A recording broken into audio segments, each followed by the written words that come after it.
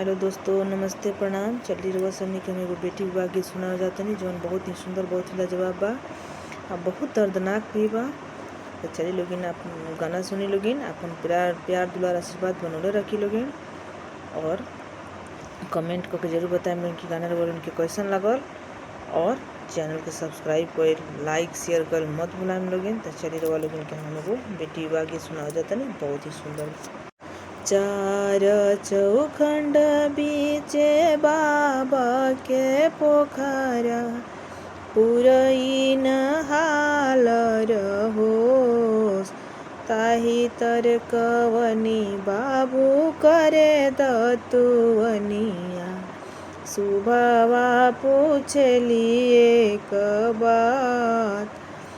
चार चौखंड बीचे बाबा के पोखरा, पुरई नहाल रहोस, ताही तर कवनी बाबू करे दतुवनिया, सुबहवा पूछली एक बार।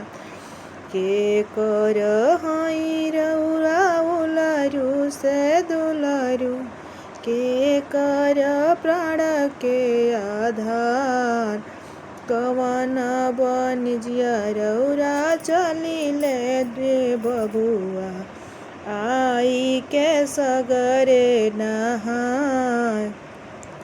कवन बनिजिया रउरा चलिले दुल्हा, आई के सगरे नहाय।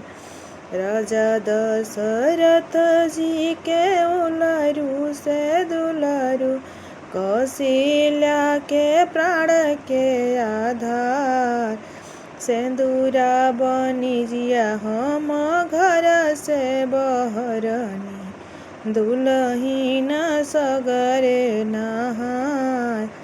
सेनुरा बनिजिया हम घर से बहरनी,